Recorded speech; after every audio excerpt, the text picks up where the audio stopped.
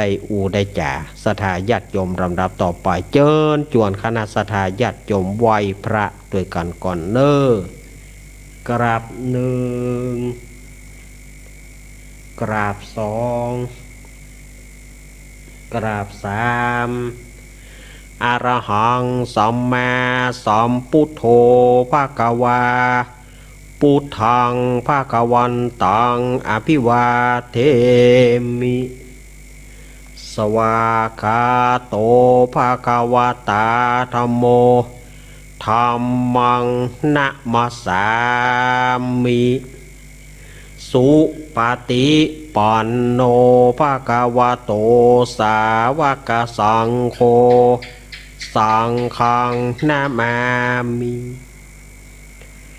นะโมตัสสะภะคะวะโตอะระหะโตสัมมาสัมพุทธัสสะนะโมตัสสะภะคะวะโตอะระหะโตสัมมาสัมพุทธัสสะนะโมตัสสะภะคะวะโตอะระหะโตสัมมาสัมพุทธัสสะพุทธังสารนังกัจฉามิธัมมังสารนังกัจฉามิสังฆังสารนังกัจฉามิทุติยัมปิพุทธังสารนังกัจฉามิทุติยัมปิธัมมังสารนังกัจฉามิทุติยัมปิสังฆังสารนังกัจฉามิตติยัมปิพุทธังสารนังกัจฉามิตติยัมปิธัมมังสารนังกัจฉามิตติยัมปิสังฆังสารนังกัจฉามิอิติปิโสภะคะวะอะระหังสัมมาสัมพุทโธวิจาจารณะสัมปันโนสุขโตโรกาวิตูอนุตตโรปุริสธรรมสารถิสัทธาเทวามนุสานังพุทโธภะคะวะติสวากาโตภะคะวะตาธัมโมสันทิฏฐิโกอาการิโกเอหิปัสสิโกปานายิโกปัจจตังเวทิตาโพวินโยหิติสุปฏิปันโนภะคะวะโตสาวกสังโฆอุชุปฏิปันโนภะคะวะโตสาวกสังโฆยายะปฏิปันโนภะคะวะโตสาวกสังโฆสามิจิปฏิปันโนภะคะวะโตสาวกสังโฆยะติทังจตาลิปุริสายุขานิอัฏฐปุริสาปุงกาลายสัพพะคะวะโตสาวกสังโฆอาหุนายโยปะหุนายโยทักขินายโยอัญชาริการะนิโยอนุตตรังบุญญาเกตังโรกัสสาติโพชังโคสติสังกาโตธรรมานังวิจโยตถาวิริยัมปิติปัสสติโพชังคาจาตถาปเรสมัทุเปขะโพชังคาสัตเตเตสัพพัทธสีนามุนินาสมัทากตาภาวิตาภาหุริกตาสังวัตติอภิญญาญานิปานายาเจโพธิยาเอเตนะสัจจวะเจนะโสทิเตหนตุสัพพทาเอกาสามิงสมาเยนะโถโมกาลานันจักกัสสปังกิลเนทุกิเตทิสวาโพจังเคสตะเทสยิเตจัตตังอภินันติตัวโรกามุจิงสุตังคะเนเอเตนะสัจจวะเชนะโสทิเตหนตุสัพพทาเอกถาธรรมราชาปิเครันเยนะพิปิลิโตจุนทัตเทเรนะตันเยวะพนาเปตวานาสาทรังสมโมทิตวาจะอาภาธาตัมหาวุธาสิธานาโสเอเตนะสัจจวะเชนะโสติเตหนตุสัพพทาปายนาเตจะอาปาทาตินานัมปิมเหสินังมะคะหะตะกิเลสวะปตานุปติธรรมตังเอเตนะสัจจวะเชนะโสติเตหนตุสัพพทายันตุนิมิตังอวมังกรัญจะโยจามนาโปสกุณสัสสโถปปะกะหนตุสุปินังอาการตังพุทธานุภาเวนะวินาศมินตุยันตุนิมิตังอวมังการัญจยจามนาโปสกุณสัสสโถปาปะกะโหตุสุปินังอาการตังธรรมานุภาเวนะวินัสสมินตุยันตุนิมิตังอวมังการัญจโยจามนาโปสกุณสัสสโถปาปะกะโหตุสุปินังอาการตังสังฆานุภาเวนะวินัสสมินตุอาทิอุนหาสาวิจโยธรรมโมโลเกอนุตตโรสัพพสตาหิตถายะตังตวงกันหาหิเทวเตปริวเชราชทันเทอมานุเสหิปวเกปายะเกนาเควิเศปุเตอากาลามารเนนะจะสัพพสมามารณามุโตทะเปตวการามริตังตเสวะอานุภาเวนะโหตุเตโวสุกิสัทธาสุทัสสีลังสัมมาทายะธรรมังสุจาริถังจเลตเสวะอานุภาเวนะโหตุเตโวสุขีสถาลิกิตังกินจิตังปูชังธารนังวัจนังกรุงปริสังเทสนังสุตวตสายุปวัตติ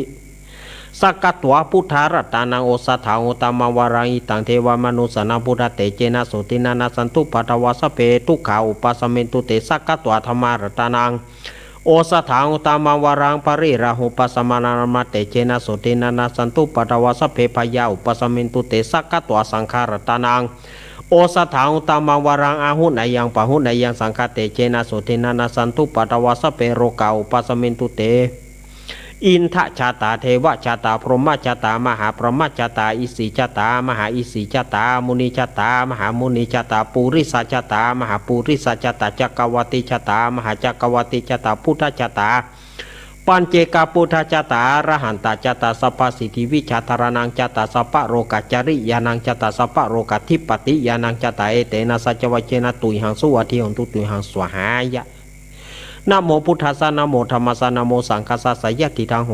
รูสวหายะอินทชาตาเทวชาตาพรหมชาตามหาพรหมชาตาอิสิชาตามหาอิสิชาตามุนีชาตามหามุนีชาตาปุริสชาตามหาปุริสชาตาจักรวติชาตามหาจักรวติชาตาพุทธชาตาปัญเจกพุทธชาตาระหันตชาตาสัพพสิทธิวิชาธารนังชาตาสัพพโรกัจจริยานัง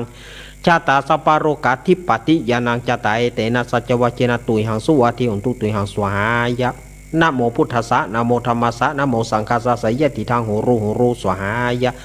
อินทชาตาเทวชาตาพรหมชาตามหาพรหมชาตาอิสิชาตามหาอิสิชาตามุนีชาตามหามุนีชาตาปุริสชาตา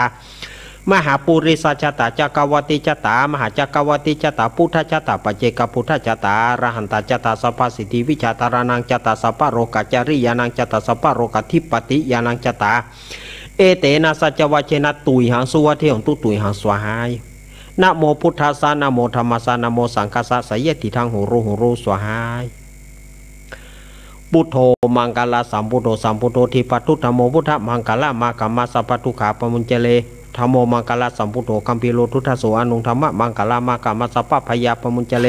สังโฆมังกลาสัมพุทโธนวราถกินโยอนุตตโรสังฆมังกระมากัมมาสัพพโรกาปมุญเจเลภาวตุสัพพมังการากันตุสัพพเทวตาสัพพพุทธานุภาเวนะสัทธาสุถิงปวันตุเตภวตุสัพพมังการากันตุสัพพเทวตาสัพพธรรมานุภาเวนะสัทธาสุถิงปวันตุเตภวตุสัพพมังการากันตุสัพพเทวตาสัพพสังฆานุภาเวนะสัทธาสุถิงปวันตุเตอาโรกายาปารมาราภาสันทุถีปารมังทานังวิสาสังปารมายาตินิปานังปารมังสุขังกราบหนึ่งกราบสอง กราบสามเอาแล้วศรัทธาญาติโยมอาตมาก็ได้ไหว้พระสวดมนต์พุทธคุณธรรมคุณสังฆคุณแล้วเสริมด้วยคาถาอธิอุณหสวิจัยต่ออายุและก็สืบชะตาเอาวะเนาะกระทัดรัดเอาอ้าวขอบคุณเนอท่านอาจารย์ท่านพระครูวิสุวัตวรกิจโจเปิ้นฮับสัญญาณวัดฝายหินเปิ้นฮับเป็นที่เรียบร้อยละบัดเดี๋ยวนี้เปิ้นก็ฟังรายการอาตมาละ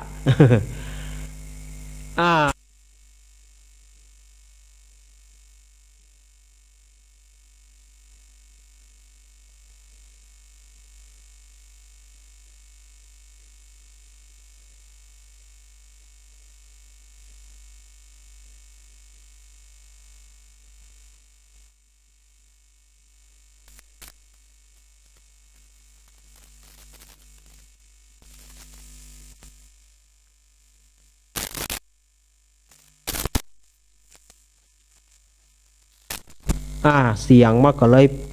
บอกไปทางหน้าเสียงมันก็เลยเป็นแผ่นเสียงตกร่องบอบแวบอยู่ห้านจนไปถึง5 โมงเปิ้นขอฝากขออภัยในความไม่สะดวกเนอนะ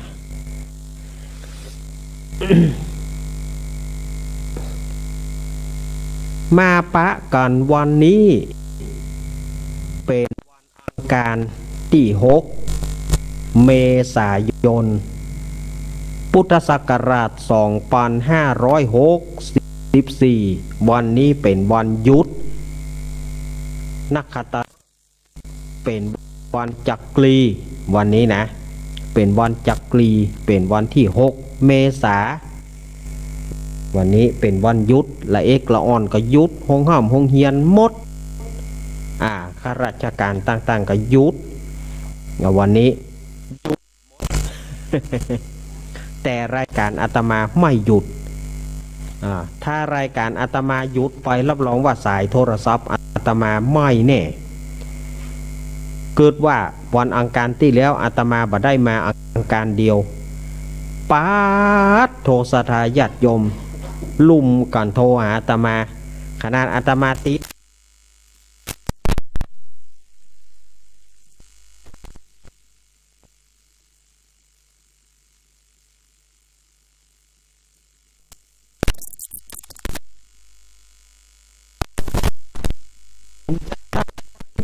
ที่ไหน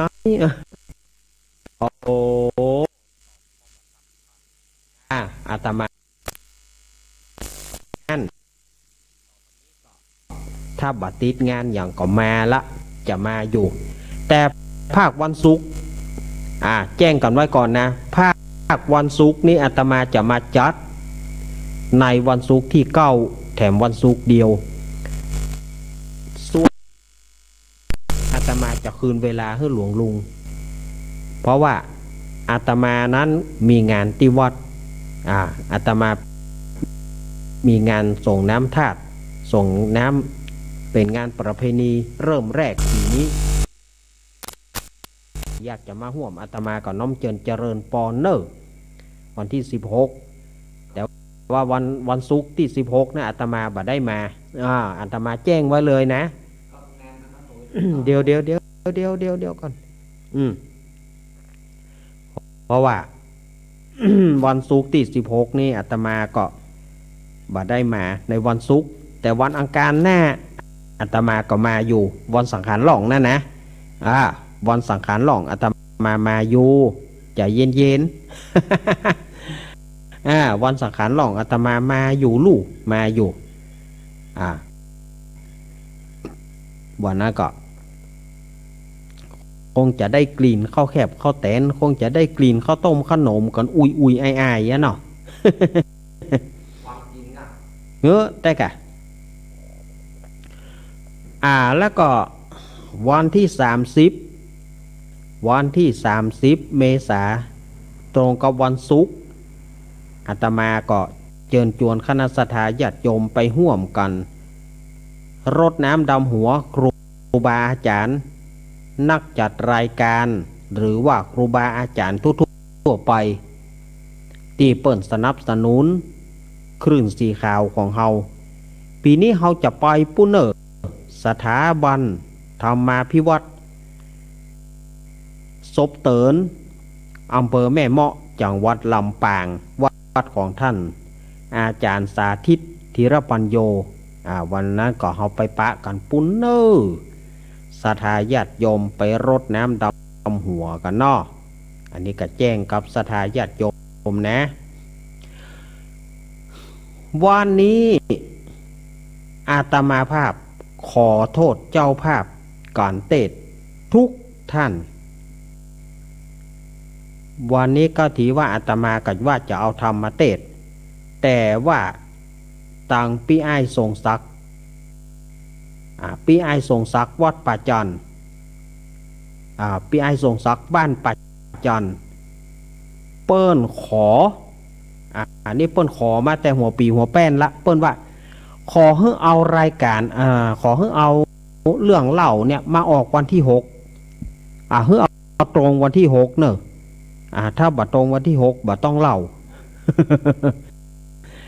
อาตมาภาพก็เลยว่าเปิ้นขอมาเดี๋ยวจะเอาตำนานปีใหม่มาเล่าหึ่มกำเนาะเพราะว่าเปิ้นต้องการจะฟังแล้วก็ศรัทธาญาติโยมเปิ้นว่าต่างสถาบันป่าจันเปิ้นจะเปิดรับฟังกันเพราะว่าเปิ้นมีการถามกันว่าตำนานปีใหม่วันที่6ขอให้มาเปิดวันที่6เนอะวันที่6เปิ้นจะท่าฟังกันอาตมาก็บ่ฮู้เหมือนกัน แต่อาตมาก็เลยว่าอ้าววันที่6กับวันที่6เพราะว่าเจ้าภาพเปิ้นขอส่วนเจ้าภาพการเทศการทำแม่เพนแม่ไอเนกหญิงไทยหัวใจเพชรนี่นะแล้วก็ศรัทธาญาติโยมหลายท่านอยู่ในใจอาตมาวันอังคารหน้าอาตมามาแน่นอนเอาธรรมมาเทศเนาะ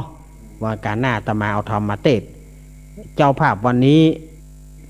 ไม่ต้องเสียใจนะโยมนะอาตมาไม่ได้มาก็ไม่ได้นำเอาธรรมมาเทศก็จริงอยู่แต่ว่าจะได้อาตมาก็อยู่ในใจเสมอเน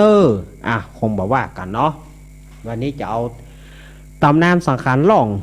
เอาปิกมาเล่าคือปีไอ้เหกรรมเพราะว่าเปิ้นขอเนี่ยศรัทธาญาติโยมตัวใจศรัทธาญาติโยมกู้ห้อมกู้หูบ่มีภัยละที่จะมาตัวใจศรัทธาญาติโยมอย่างอาตมานี่นะเพราะว่าก็เล่าไปแล้วเราก็เล่าไปแล้วก็อินดูเปิ้นเหมาะเปิ้นก็ขอเมื่อเปิ้นขอแม้อาตมาก็คือไม่อาตมานี่เป็นคนแบบว่าไม่ตามใจผู้จัดและไม่ขัดใจคนฟังอาตมานี่นะ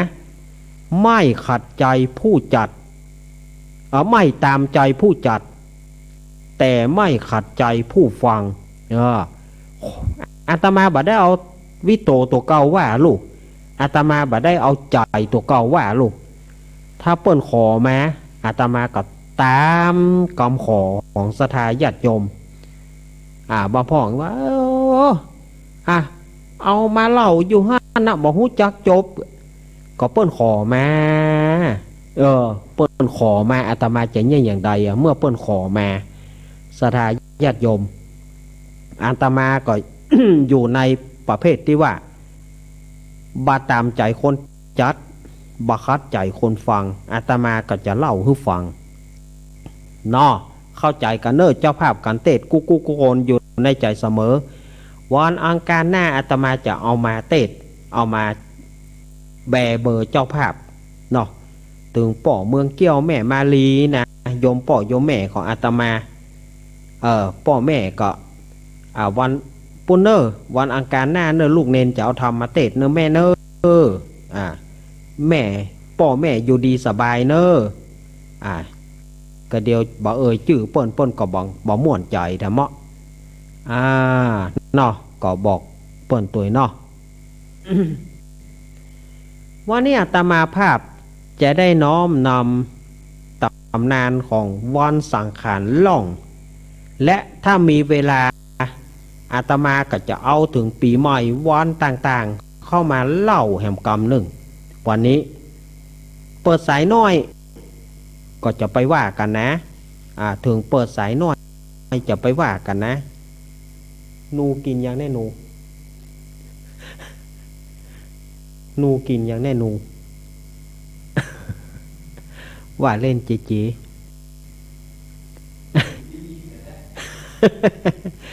ว่าเล่นจีเงียดว่าว่าเล่นเจเนอะสดาญาโยมไปถือไปตืออาตมาเขาเนอะเอาละเพื่อบ่ให้เป็นการเสียเวลาอาตมาจะเอาตำนานสังขารล่องมาเล่าลืมแห่มกรรมหนึ่งส่วนน้องเบี้ยวถามว่าวิธีการรดน้ำดำหัวของเจ้าเหนือผมเจ้าเหนือเหมือนกันแต่ผมเหนือตอนล่างผมอยู่จังหวัดพิษณุโลกแต่ว่าผมอยากจะหู้ตำนานของการดำหัวปีใหม่ของตั้งเหนือตอนบนเอาไว้วันศุกร์น้องเบลวันศุกร์วันศุกร์พระปีจะเอามาเล่าให้น้องเบลอันนี้เอากำคอของพี่ไอ้ก่อนนี่ก็ศรัทธาญาติโยมเอวเมสุตังเอกังสมยังภควาสาวัตถิยังวิหารติเจตวเนอนาถปินทิกสะอารเมเอกังสมยันติอันนี้อาตมาภาพ เอาหัวข้อธรรมขึ้นมาเพราะว่ามีในธรรมอานิสงส์ปีใหม่ก็คือว่าพระอานนท์เนี่ยพระอานนท์นี่ก็อาตมาก็ว่าไปหลายเตื้อแล้วว่าเป็นครั้งแห่งปัญญาเป็นพหูสูตรที่เก่งฉลาดมนุษย์คอมพิวเตอร์เลยพระอานนท์พระอานนท์ก็ได้เล่าให้กับท่านพระมหากัสสปะบอกว่าข้าแต่ท่านอาจารย์ท่านมหากัสสปะเป็นเจ้าผมได้ยินสูตรอันนี้มาจากข้าอุบเกี้ยวขององค์สมเด็จพระสัมมาสัมพุทธเจ้าเปิ้นได้เล่าให้ผมฟังว่าในครั้งนั้นเนี่ยองค์สมเด็จพระสัมมาสัมพุทธเจ้าของเฮาเปิ้นประทับอยู่ที่พระวิหารเชตวันอารามในครั้งนั้นพญาปเสนทิโกศลและบริวารตั้งหลายเปิ้นมาเข้าเฝ้าองค์สมเด็จพระสัมมาสัมพุทธเจ้าเมื่อเข้าเฝ้าถวายบังคมองค์สมเด็จพระสัมมาสัมพุทธเจ้าแล้วพระเจ้าปเสนทิโกศลก็ได้ทูลถามองค์สมเด็จพระสัมมาสัมพุทธเจ้าว่าพันเตภควาข้าแต่องค์สมเด็จพระสัมมาสัมพุทธเจ้าในเมื่อพระอาทิตย์เคลื่อนคล้อยจากราศีมินเข้าสู่ราศีเมษเหตุนั้นว่าเป็นวันสังขารล่องแต่เหตุใดบางปีเข้ากล้าตายแล้งบางปีตายน้ำท่วมบางปีไม่ยิงตายเกิดลูกบางปีตั้งหลวงคมเหงเต็งเต็กไพร่ฟ้าประชาชนบางปีไฟไหม้บ้านบางปีงัวควายตายห่าบางปีแมงบ้งลงมันเป็นจัดได้หานี่หรอเนี่ยอย่างเปิ้นถึงห้องว่าสังขารล่องขอพระองค์ช่วยขยายใจความให้หม่อมฉันฟังทีเตอะพระพุทธเจ้าค่ะในครั้งนั้นองค์สมเด็จพระสัมมาสัมพุทธเจ้าของเฮาเปิ้นก็ได้ตรัสกับพญาพระเจ้าปเสนทิโกศลว่าดูการามหาราชอ่านว่าพระอาทิตย์เคลื่อนจากราศีมินเข้าสู่ราศีเมษก็คือว่าเคลื่อนจากเดือนมีนาคมพระอาทิตย์เคลื่อนจากมีนาคมก็คือเสี่ยงเดือนมีนาคมเข้าสู่เดือนเมษายนนั่นแหละราศีมินก็คือมีนาคมราศีเมษก็คือเมษายนเมื่อราศีมินเข้าสู่ราศีเมษเหตุนั้นจึงได้ชื่อว่าสังขารล่องเหตุนั้นจึงมีอย่างที่มหาราชว่านั้นนะพระพุทธองค์เปิ้นก็ได้เล่าให้กันสังขารร่องวันอาทิตย์ปีนั้น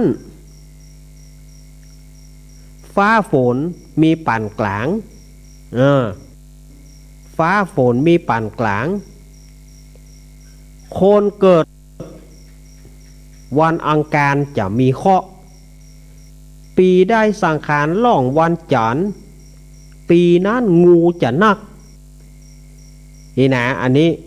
พระพุทธเจ้าเปิ้นว่าเนอะปัจจัยอาตมาว่านะปีนั้นงูจะนักปีได้สังขารล่องวันอังคารแมงบ้งจะนัก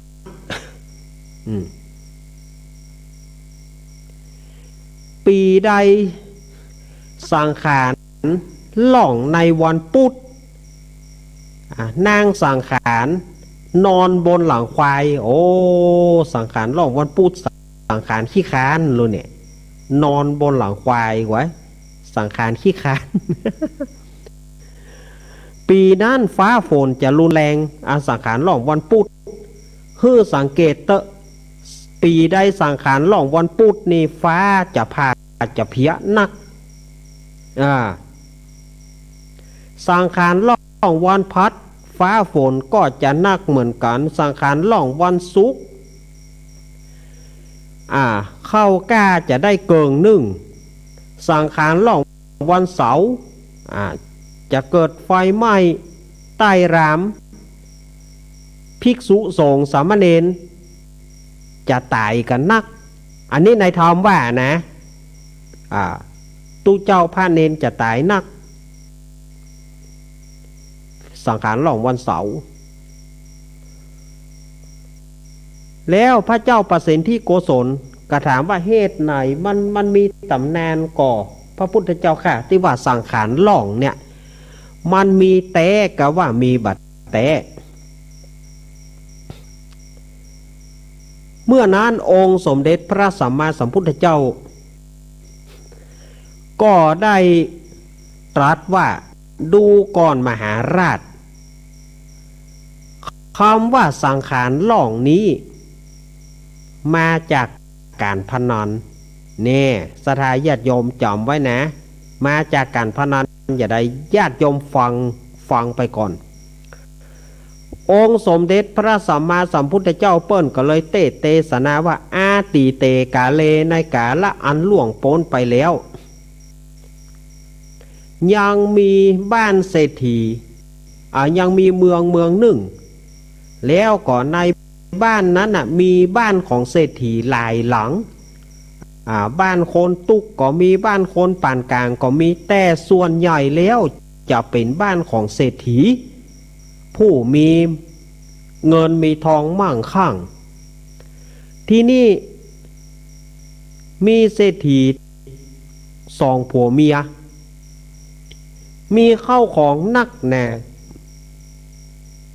มีเข้าของ180มีเข้าของ80โกฏเข้าของ80โกฏก็คือ800ล้านที่อาตมาบอกไปหลายเตื่อละ80โกฏเนี่ย1โกฏเท่ากับ10ล้านเนี่ย10โกฏเท่ากับ100ล้านน่ะ80โกฏก็800ล้านน่ะแต่ว่าปู่เศรษฐีเนี่ยแต่งงานกันตั้งแต่อายุ15-16มาจนถึงบัดเดียวนี่อายุพอจะถึง50ละแต่ยังบ่มีลูกไป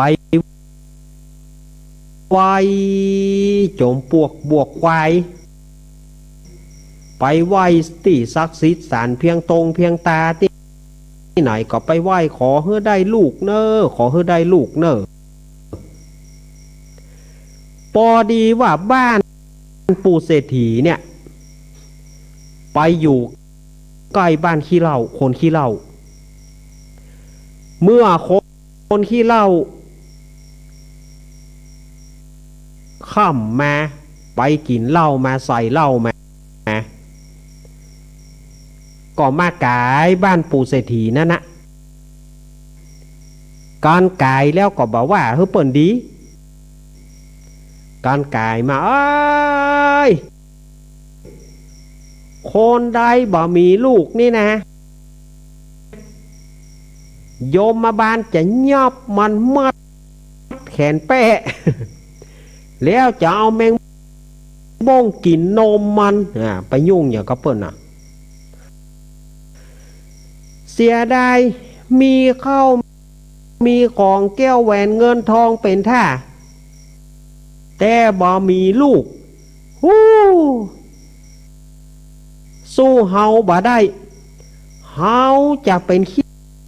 เหล้าขี้ยากระจังจะตุกจะยากกระจังแต่ว่าเฮาพอใจเฮาได้หันหน้าลูกชื่นอกชื่นใจอันนี้มีแก้วแหวนเงินทองแต่หาลูกบ่ได้ตายไปก็จะไปสูญโยกันนั่นไป ไปย่อยอย่างก็เปิดหาเนาะเสียดายแต่สู้เฮาบ่ได้เฮาจะตุกจะยากอย่างได้ก็จังเฮาก็ยังมีลูกไว้อันนี้มีเงินบ่มีลูกเนี่ยอันขี้เล่าคนนี้ก็ได้นะไปยุ่งเรื่องของเปิ่นเนาะวันดีคืนดีก็เอาเพลงมาฮ้องปืนบ่มีลูกยิงถูกก็บ่ตายซอบ่มีสายสีได้ก็บ่ดังไวโอลินมันก็มีสีสายเอาไปสีใส่ควายไหนมันจะฟังไปยุ่งเปิ่นแต่ต้มเว้ยไปยุ่งเปิ่นแต่ยุ่งอย่าก็เปิ่นหายับมาดีขี้ปุ่มกูอายุดีกะปู่เศรษฐีกับญาติเศรษฐีก็เนี่ยได้สู่เฮาโคตรคือมันก็บ่จ้างจะโคตรมันก็อย่างมันว่านั่นนะเฮาจะเนี่ยใดอย่างอีสู่เหยช่วยกันไหวเนอะตีศักดิ์สิทธิ์เทวดงเทวดาเตปาอาหักตั้งหลายต้นไม้ใหญ่ต้นไม้หลวงป้ากันไหวเฮาก็ล่างได้ลูกสักคนก็หาปู่เศรษฐีญาติเศรษฐีก็บวงสรวงตัวไปไหว้เกาไม้กาโจมปวกบวกควายไปไหว้ที่สิ่งศักดิ์สิทธิ์สารเพียงตรงเพียงตาไปไหว้ขอเฮือได้ลูก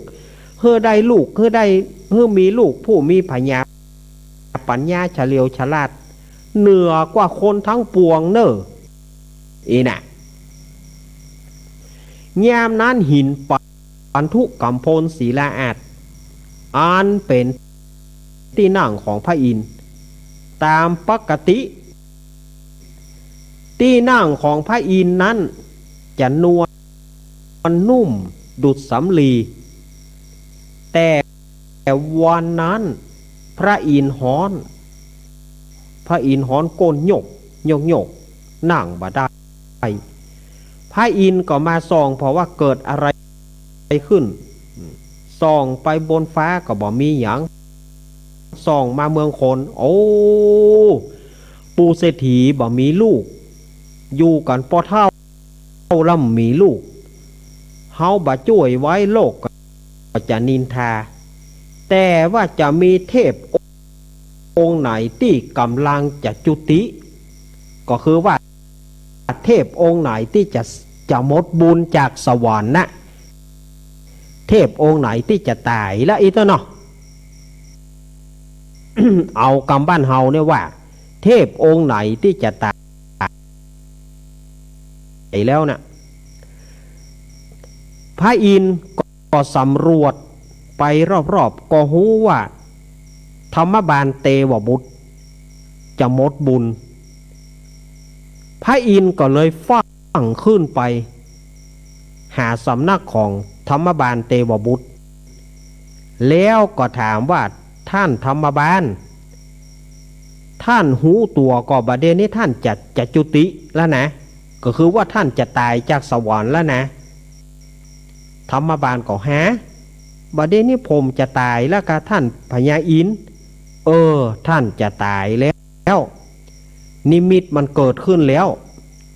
เป็นสัญญาณที่ว่าท่านจะต้องตายในวันนี้ท่านเล็งหาที่เกิดหรือยังก็ยังบอกหูเต้อแน่ว่าจะไปเกิดที่ไหน อ่านเร็วๆท่านนึกใจเนอพุทโธไปใจแล้วท่านไปเกิดเอาปฏิสนธิในท้องนางเศรษฐีโวยไปบัดเดียวนี้ธรรมบาลก็เลยจุติในช่วงนั้นพอดีกว่าธรรมบาลก็เลยตายจากสวรรค์เอากำเนิดปฏิสนธิในท้องนางเศรษฐีทวนทศมาศ10 เดือนญาติเศรษฐีก็ได้เกิดลูกเป็นพ่อจายลักษณะงามถูกท่วนพ่อกับ แม่ดีใจแต่ที่ว่าได้ลูกเป็นพ่อใจก็เลยใส่ชื่อว่าธรรมบาลกุมารธรรมบาลกุมารเนี่ยอายุได้7 ปีพ่อแม่ก็ส่งไปเรียนหนังสือที่สำนักตักกศิลาได้ศิลปะวิทยาต่างๆจนถึงธรรมบาลนี่หูจนถึงภาษาสัตว์และภาษาคนธรรมบาลหูหมดชื่อเสียงของธรรมบาลก็ลือกระชอนไผที่ไหนได้ยินเสียงได้ยินชื่อของธรรมบาลแล้วผวาก็มีลูกศิษย์ลูกหามาขอเป็นลูกศิษย์ลูกหาอย่างนักอย่างหนาทำให้ธรรมบาลปอกปอใจพ่อแม่ปอกปอใจเมื่อจบมาแล้วธรรมบาลก็รับใบปริญญา บ่ต้องเอาตรีโทละสำนักตักกศิลานี่เอาปริญญาเอกบัณฑิตผู้เก่งเฮือแก่ธรรมบาลนี่ชื่อเสียงของธรรมบาลนั้นบาดใจอยู่เฉพาะเมืองคนชื่อเสียงของธรรมบาลนั้นแหวกสวรรค์ดูสถานญาติโยมชื่อเสียงธรรมบาลเนี่ยแหวกสวรรค์แล้วขึ้นไปดังถึงจันทร์พรหมยามนั้นท่านท้าวมหาพรหมได้ยินชื่อเสียงของธรรมบาลท้าวมหาพรหมก็เลยว่าธรรมบาลนี่มันชื่อเสียงมันหูยดังถึงเมืองเฮาฉะนั้นเฮาจะลองไปถามปัญหามันพอถ้ามันตอบได้เฮาจะเอาหัวเฮาตัดหัวเฮาพนันกับมันแต่ถ้ามันตอบปัญหาเฮาบ่ได้เฮาจะตัดหัวมันเลือดมันเฮาจะเอาลูกหัวมันเฮาจะเอาเป็นหัวหมูปูจาเตปาอารักอมันเฮาจะเอาเอฟท้าวมหาพรหมก็เลยเหาะจากจันทร์พรหมลงมา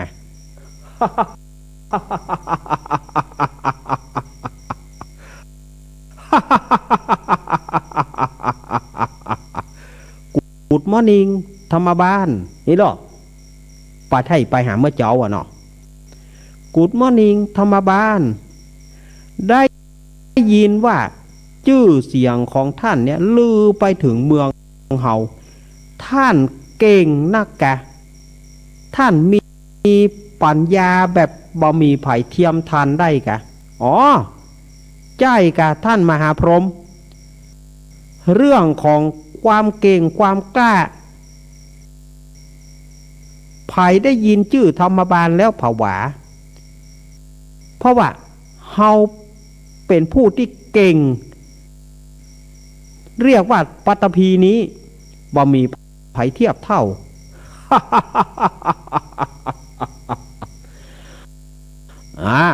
ก็ดีฉะนั้นเฮาจะถามปัญหาท่าน3 ข้อถ้าท่านตอบเฮาได้เฮาจะตัดหัวเฮาฮื้อกับท่านแต่ถ้าท่านตอบปัญหาเฮาบ่ได้เฮาจะตัดคอท่านเลือดของท่านเฮาจะเอาแป้งลู่ท่านเฮาจะเอาเอฟหัวท่านเฮาจะเอาเป็นหัวหมูปูจาเตปาอารักปัญหาเฮาบ่ยากมี3 ข้อเอาฮื้อกำหนด7 วันข้อ 1เมื่อเจ้าราศีของคนเฮาอยู่ที่ไหนเมื่อตอนราศีของคนเฮาอยู่ที่ไหนและเมื่อค่ำยามคืน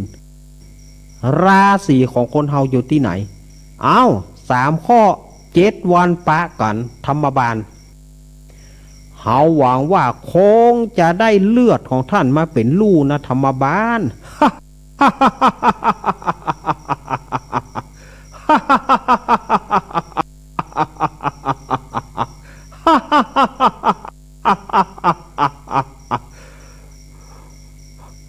โวกาโวกาโวกาโว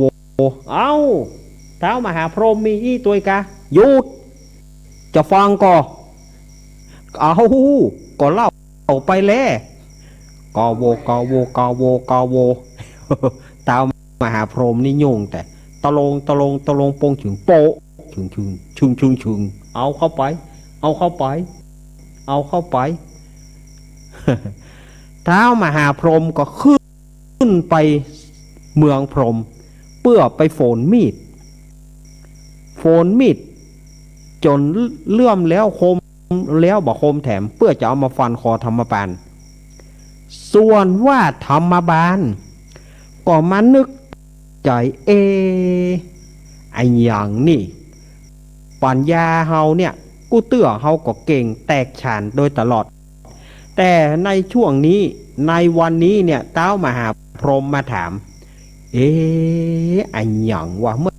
เจ้าราศีคนเฮาอยู่ที่ไหนเมื่อตอนราศีคนเฮาอยู่ที่ไหนเมื่อค่ำยามคืนราศีคนเฮาอยู่ที่ไหนธรรมบาลนึกอย่างใดก็บอกออกคิดจนปวดหัวคิดก็คิดไม่ออกถามพ่อถามแม่พ่อกับแม่ก็บอกหูเอาล่ะธรรมบาลคิดตั้งแต่วันที่1ถึงวันที่2 3 4 5 6วันพุธจะเป็นวันท่วน7ละจะเป็นวันที่วัดธรรมบาลจะต้องจะตาขาดแล้วเอาแล้วธรรมบาลนายพลโจรแต้มละเงี้ยใดถามพ่อถามแม่พ่อแม่ก็บอกหูขอลาพ่อลาแม่ให้หนีเข้าป่าสถาญาติโยมธรรมบาลให้หนีเข้าป่าเพราะว่าโจรปัญญาแล้วนี่จะถูกตัดคอแล้วนี่ให้หนีเข้าป่ามดอะไรแต่อยากก็ไปนั่งอยู่ที่ปืนเกาไม้ลุงเกาไม้ลุงหรือว่าต้นไทรต้นไม้ไฮนั่นน่ะไปนั่งอยู่ที่ต้นไม้ลุงปืนเกาไม้ลุงมดอะไรแต่อยากไว้เทวดากระงอบแต่ก็บ่มีไผช่วยธรรมบาลในครั้งนั้นก็ยังมีนกอินทรี2ผัวเมียอาศัยอยู่ที่บนเกาแป่งหางอยู่ที่บนเกาไม้ฮะนะนกตัวผู้นกตัวแม่นกนางนกผู้เป็นเมียเนี่ยก็เลยบอกว่าสู่เงี้ยงใดอาหารก็บ่มีกินข้าจะไปหาอาหารสู้ก็บ่เฮ่อไปอาหารก็บ่มีกินต้องบ่ใจตานเหมือนขาเข้าข้าก็บ่ได้กินอย่างก็บ่ได้กินแล้วสู่บ่เฮ่อไปอย่างเอี้ยแล้ววันพุธจะเอาอย่างมากินขอถามหน่อยเหรอโอ้เธอจ๋าอีหรอที่รักอีหรอเธอจะไปโศกเศร้าอะไรกับของกินของว่าเนี่ยไม่มีปัญหาบ่มีปัญหาได้จะใดแล้วจะเอาอย่างมากินเนี่ยไม่ต้องไปหารอกที่รักอาหารอร่อยยังคอยท่าวันพรุ่งนี้เปิ้นจะตัดคอธรรมบาลในฐานที่มันถอยไร้ปัญญามันตอบปัญหามหาพรหมไม่ได้ท้าวมหาพรหมจะเอามีดฟันคอมันมันท้าวมหาพรหมจะเอาแอบส่วนว่าเลือดมันท้าวมหาพรหมจะเอาแปรงลู่ส่วนว่าหัวมันท้าวมหาพรหมจะเอาเป็นหัวหมูปูชาเตปาอารักษ์เนื้อหนังมังสามันก็เป็นของเราเธออย่าโศกเศร้าเสียใจไปสิที่รักนี่ล่ะยามนั้นนางนกผู้เป็นเมียก็เลยถามว่ามันเป็นปัญหาไอ้อย่างล่ำเหลือสู่มันเป็นปัญหาข้อขาดบาดตายขนาดนั้นทีเดียวกะท้าวมหาพรหมจึงจะได้ฟันคอธรรมบาลมันก็ไม่ยากหรอกไม่ยากหรอก ก็ใบยากแล้วข้าจะไปหูได้จะได้ละสู่ก็มันตอบปัญหาพรหมไม่ได้ก็แค่ปัญหาแค่3 ข้อแค่นั้นเองโอ้ยถึงขั้นว่าถึงถ้าข้าจะตัดหัวขั้วแห้งกันทีเดียวกระสูใช่สิเราก็จะได้กินมันในวันพรุ่งนี้ยังมีชัยนี่ล่ะแล้วปัญหามันมีอะไรอย่างล้ำเหลือสู่ลองบอกคือข้ากำล้องี้นะฉันจะบอกให้เธอนะท้าวมหาพรหมถามธรรมบาลว่าเมื่อรุ่งเช้าราศีของคนเราอยู่ที่ไหนเมื่อกลางวันราศีคนเราอยู่ที่ไหนตกกลางค่ำกลางคืนราศีคนเราอยู่ที่ไหนปัญหา3 ข้อแค่นั้นแหละเธอทีนี้นางนกก็เลยถามนกผู้เป็นผัวว่าสู่อันนี้จะอู้ดีอู้แต่เนาะข้าจะว่าไปดีว่าแต่ข้าก็ย่อมบอกหูเหมือนกันว่าปัญหาของเจ้ามหาพรหมเนี่ย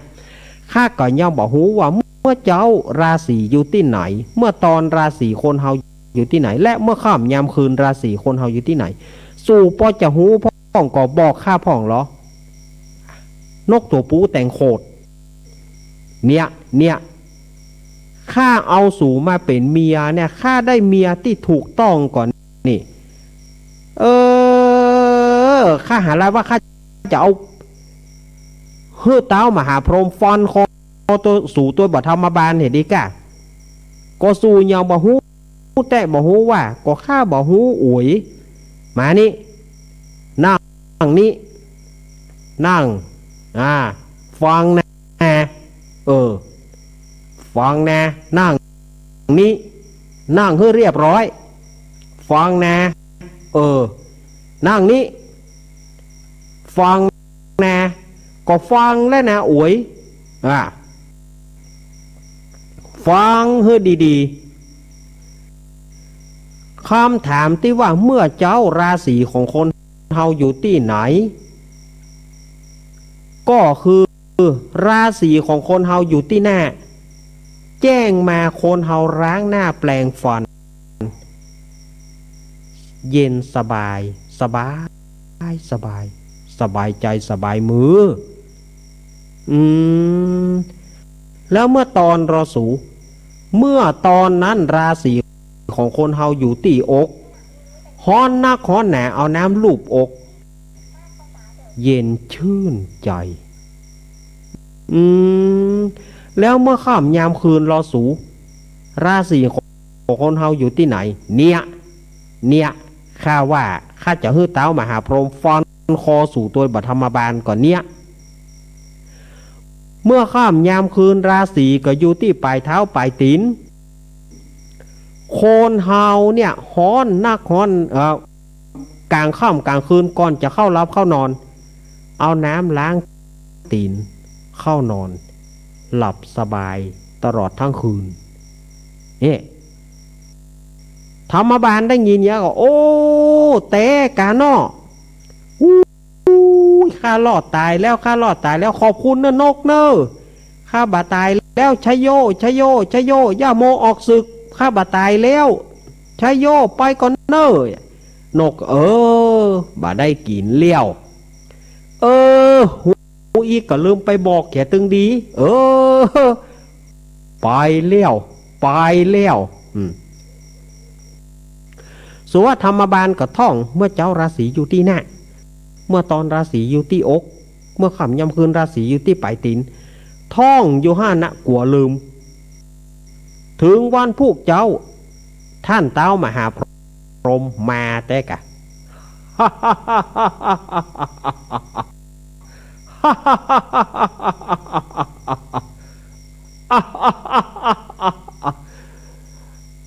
ต่อตึงตวงนั่น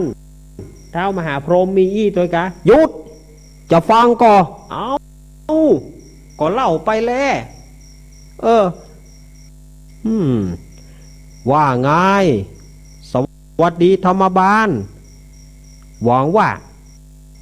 เฮาคงจะได้เลือดท่านไปแปลงลู่ใจกอดธรรมบาลมาไหมมาใกล้ๆนี่ลองมาจิ้มเงามีดพอเหรอแค่ท่านเตียวกายบ่ได้หัวท่านก็ไปแล้วมาไหมมาไหมมาพอนี่เหรอเขาคงจะได้เลือดของท่านมาแปลงลู่ใจกอธรรมบาล บ่มีทางหรอกท่านเต้ามหาพรหมคนได้ชื่อว่าธรรมบาลเนี่ยจะเสียหัวหื้อไผ่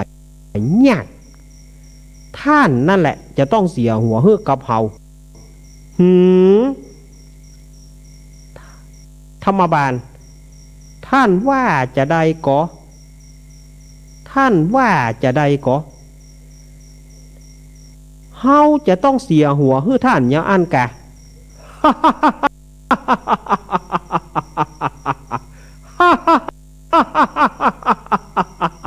เออเออเออเออเออสลิดเต้ามหาพรหมนี่แต่เอาเป็นว่าท่านจะเสียหัวเฮามากกว่ากาธรรมบาลโอ้ยขึ้นชื่อว่าเฮาชื่อว่าธรรมบาลเนี่ยบ่เสียหัวเฮือไผหรอกท่านนั่นแหละจะต้องเสียหัวเฮือกับเฮาเนอะเสียบ่เสียเดี๋ยวก็ฮู้อ้าวท่านตอบปัญหาเฮาข้อแรกก่อนเมื่อเจ้าราศีของคนเฮาอยู่ที่ไหนอ๋อเมื่อเจ้าราศีของคนเฮาอยู่ที่หน้าคนเฮาตื่นมาแล้วล้างหน้าแปลงฟันชื่นใจสบายสบายใจสบายมือเฮ้ยมันตอบได้นี่นะเฮ้ยเอาแล้วเฮาบัดล่างนั้นมาเสียหัวคือบัดธรรมบาลกันนี่น่ะอ่ะเมื่อตอนราศีของคนเฮาอยู่ที่ไหนอ๋อเมื่อตอนนั้นราศีของคนเฮาอยู่ที่หน้าอกคนเฮาฮ้อนนครน่ะเอาน้ำลูบอกชื่นใจโอ้ยตายละมันตอบได้ถึง2 ข้อโอ้ยเจ็บโอ้ยเจ็บหัวใจฉันนี่โอ้ยเขาคงจะได้เสียหัวฮึดธรรมบาลเนี่ยกันนี่โอ้ยขอสิเฮ็ดจังได้ไผที่ไหนก็ได้ซอยคอยแน่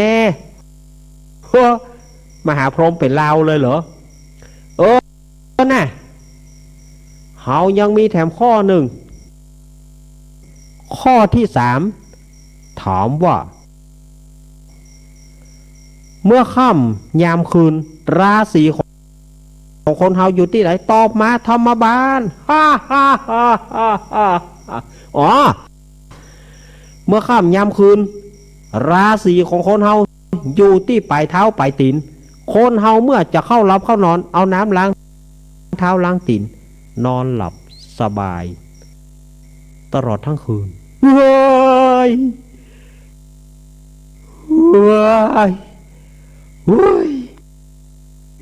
เอานี่จะได้เสียหัวเฮ้อบัธรรมบาลก็กำเนี่ยเนอการพนันโอ้ยยุ่งละโอ้ยธรรมบาลเฮาแพ้ท่านย่อยยับนะเฮาจะต้องได้เสียหัวเฮ้อกับท่านแต่ว่าบ่าใจว่าเฮาบ่อยากเสียหัวหรอกนะหัวของเฮาเนี่ยถ้าตัดแล้วมันไปตกในอากาศจะเกิดฝนแรงถ้าไปตกในเมืองมนุษย์ก็จะเกิดไฟไหม้โลก ถ้าไปตกในมหาสมุทรแปซิฟิกมหาสมุทรแปซิฟิกก็จะแห้งโอ้ยเฮาจะแยกอย่างไรเนี่ยธรรมบาลอ้าวแต่เฮาบ่เสียสัจจะเฮาจะต้องได้เสียหัวคือท่านขอเฮาได้ห้องลูกเข้ามาประชุมก่อนแล้วท่านเต้ามหาพรหมก็ห้องลูกถึง7 คนมาประชุมจุมนุมกันมาประชุมแล้วก็บอกตั้งแต่ต้นจนจบว่าป้อได้เสียป้อได้พนันหัวกับธรรมบาลบัดเดนี้ธรรมบาลตอบปัญหาของป้อได้บัดเดนี้ป้อจำเป็นต้องเสียหัวให้แก่ธรรมบาลแต่ว่าหัวของป้อนั้นน่ะถ้าไปตกในอากาศจะเกิดฝนแห้งฝนแล้งถ้าไปตกในเมืองมนุษย์จะเกิดไฟไหม้โลกถ้าตกในมหาสมุทรแปซิฟิกมหาสมุทรแปซิฟิกก็จะแห้งฉะนั้นลูกถึง7 คนพลัดกันเอาหัวป้อแห่ไปที่เขาไกรลาดถ้าสังขารร่องปีใหม่มาเติงเฮือลูกพัดกันเอาหัวของป้อแห่ไปที่เขาไกรลาดปุนเนอร์แล้วท่านเต้ามหาพรหมก็ตัดหัวตัวเก่านางผู้เก่าชื่อว่าตุงสะฮับเอาหัวป้อแห่ไปจึงได้ชื่อว่าคำว่านางต่างๆนั้นก็คือลูกสาวของเต้ามหาพรหมชื่อว่านางสงกรานต์หรือว่านางสังขารเฮาจึงฮ้องกันว่าสังขารล่องสังขารล่องตั้งแต่นั้นเป็นต้นมานะศรัทธาญาติโยมนะเนี่ยการพนันไม่ได้ทำให้คนเป็นคนดีเมาชีวิตเสียเวลาเมาสุราเสียความสำคัญเมาการพนันหมดตัวคบเพื่อนชั่วหมดความดีมีงัวเสียงัวเมียควายเสียควายขนาดเป็นเต้ามหาพรหมแต่ยังต้องมาเสียหัวที่เมืองมนุษย์ก็เพราะการพนันศรัทธาญาติโยมเอ๋ยอย่าได้มีการพนันอีกเลยเนาะอย่าได้เล่นการพนันจะหมดตัวเนาะศรัทธาญาติโยมอาตมาก็เล่ามาเฮือศรัทธาญาติโยมแล้วก็พี่อ้ายเปิ่นได้สบายใจแล้วก็ศรัทธาญาติโยมเปิ่นกับท่าฟังตัวขอบคุณพี่อ้ายเนอะอาตมาเล่าขึ้นแล้วนะตำนานสังขารล่องทีนี้ก็มาถึ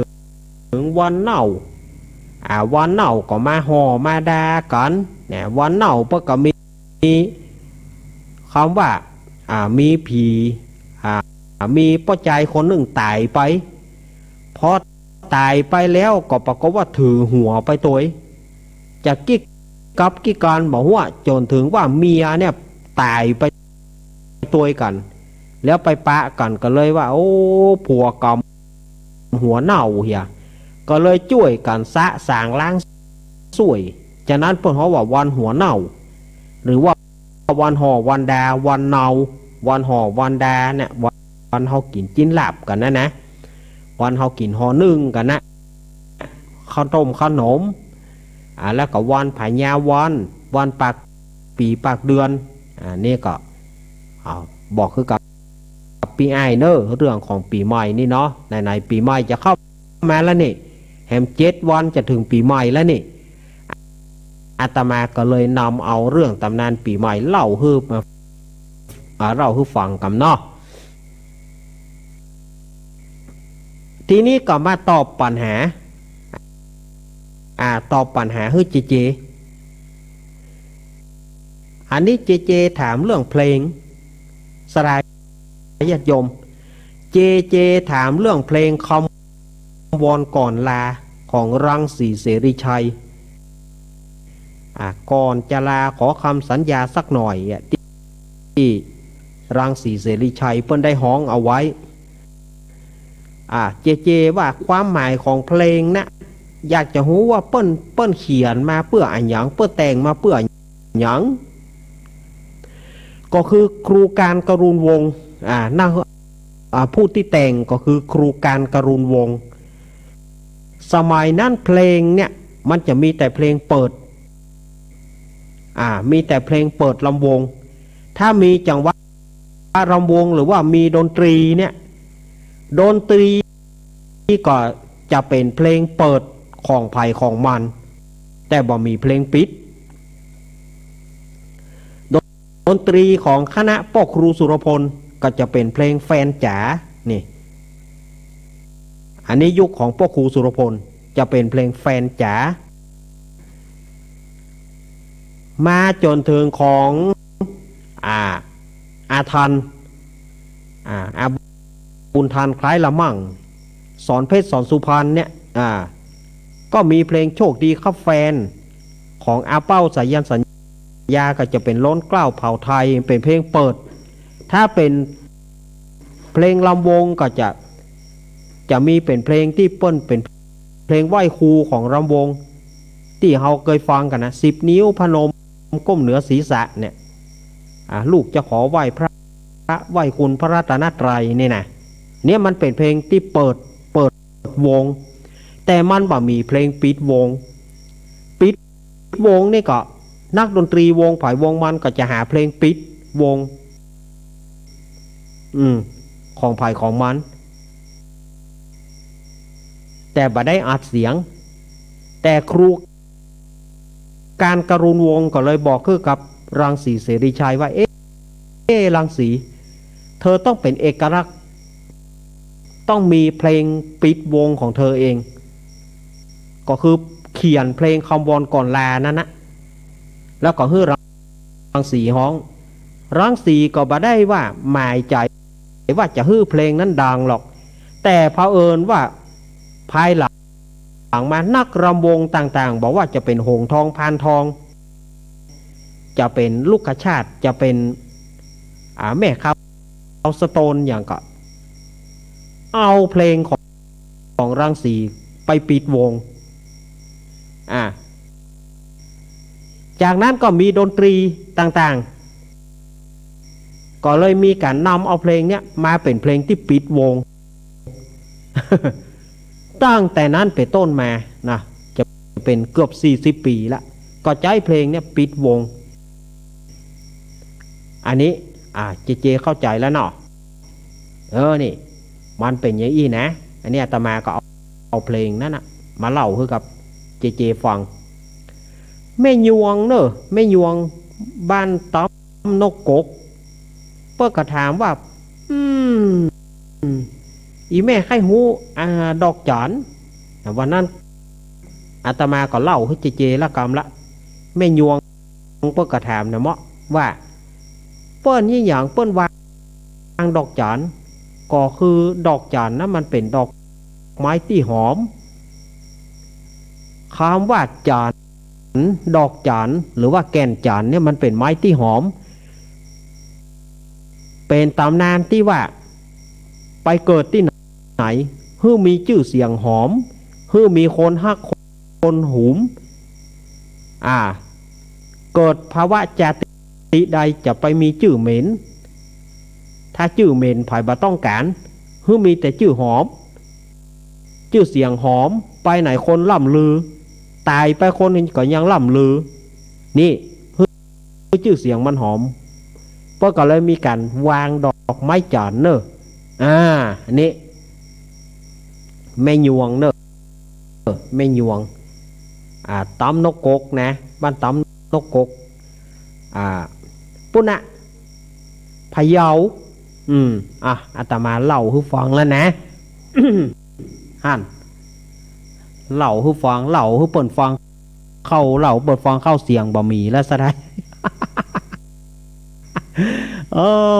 ยตายละค่ะเอาบ่สถาญาติโยมมีแล้วก็หายังน้องเบี้ยวต้องวันศุกร์ปุ่นอาตมาวางสายแล้วเนอะอาตมาเปิดสายแล้วอยู่ของง่อมเฮ้ยของน้องเบี้ยววันศุกร์เนอะน้องเบี้ยวเนอะอาตมาวางสายแล้วเนอะ0892140135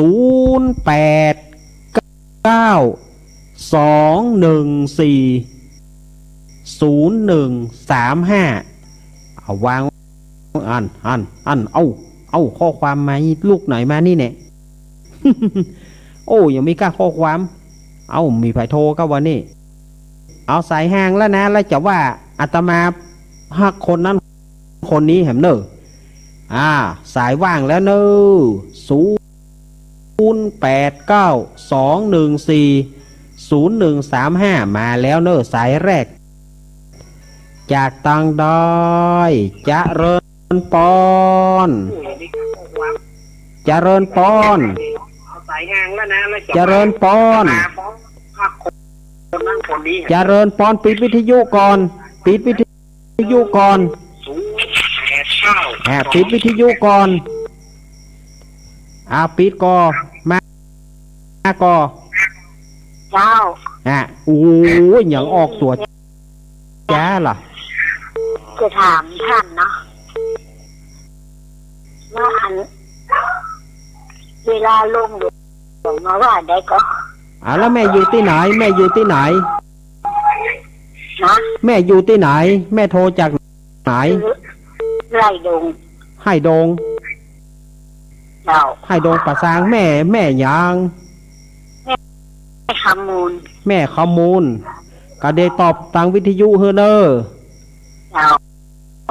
ขอบคุณแม่ขมูลขอบคุณบ้านให้ดงป่าซางเขาคนนี้เนาะครับเดี๋ยวตอบเพื่อนเนอร์แม่เนอร์ครับจังกำกระถางอย่างก็ที่โยมหลวงมาน่ะก็เดี๋ยวจะบอกเพื่อนเนอร์ก็เดี๋ยวจะบอกเพื่อนเนอร์ครับขอบคุณแม่ขมูลเอาสุมาแม่วางแม่กดวางสายฮึกกอมแม่ขมูลจะไปเจ้าบ่ได้กะกดวางสายฮึกกอมเร็วอีกะเก่งกะ สายแรกจากปุ้นสายแรกจากให้ดงวันนี้สายก้อยมาก่อนเฮ้ยเจริญปอนเจ้าแม่พลอยแม่พลอย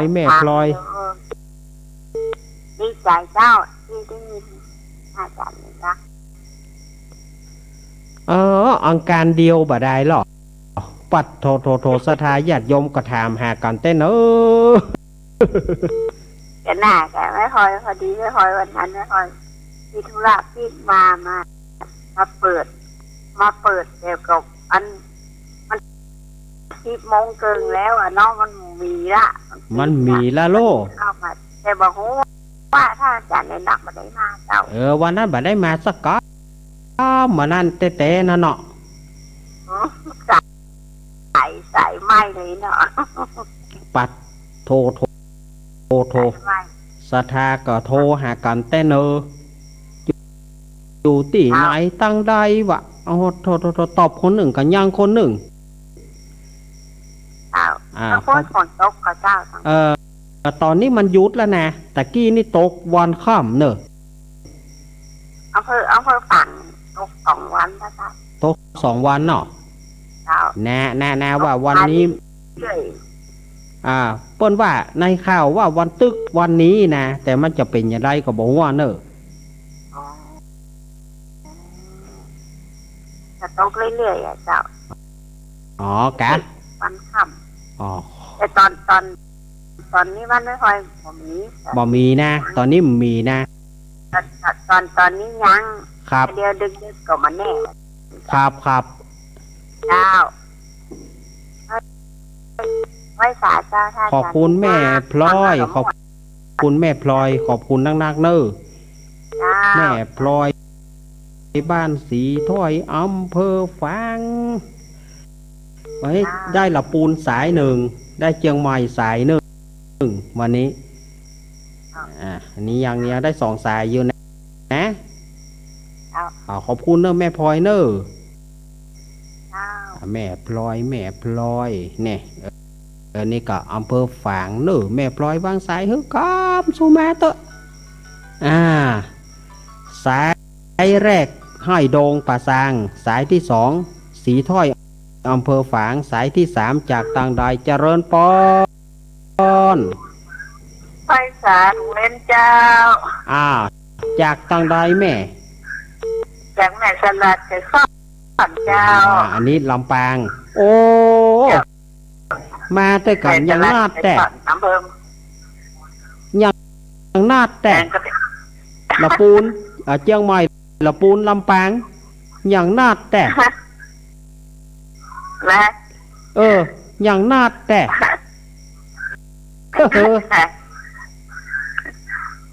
กันปีใหม่นี่เป็นหน่อยจะอี้เนาะเนี่ยกับปีใหม่เป็นอย่างอี้เนาะนี่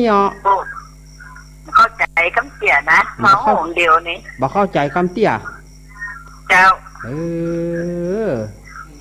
โหครั้งนี้หรือครั้งแหวกกับเจ้าห่าน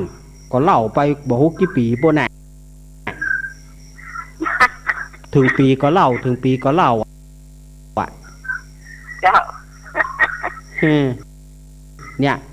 เป็นเต้ามหาพรหมยังได้เสียหัวอยู่นะเจ้าเสียหัวหุ่นกันเนาะกะเสียหัวอยู่นะเนี่ยการพนันมาได้จ่วยให้ดีนะตึงดีกันเท่านั้นนะเอาขอบคุณแม่ฉลาดเนอะจ้าขอบคุณแม่ฉลาดว่าจะฮือปออกไม่ออกป่อนปอนเอาเลื่อนไปการหน้าเนอะเลื่อนแต่นะเนื่องจากด้วยว่าสาระมาอย่างไงอย่างไงมาไหมจะเริญปอนอย่าง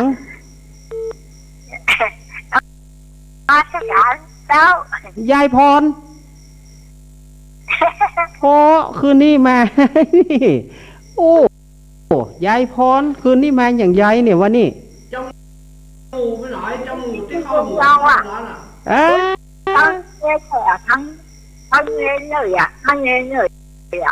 นะทั้งเงี้ยจะเทง่ายนะจมูกหายไปหน่อยยายพรเขาจะเราเจ้าไฟธรรมดาหรือเปล่าไฟธรรมดาเผียไม่ได้ยินชักนึกไม่ได้ยินสักน้อยไฟเปิดดับเนอะแต่เจ้านะมันได้ยินแล้วไปเลยก็ฟังพันเองเลยน่ากะยายพรแปลงข้าวแตนก็ฝนตกแต่สักแก่ฝนตกแปลงข้าวแตนเนาะบ่ได้ความเนาะได้ความเอาขอบคุณยายพรนะเนอะ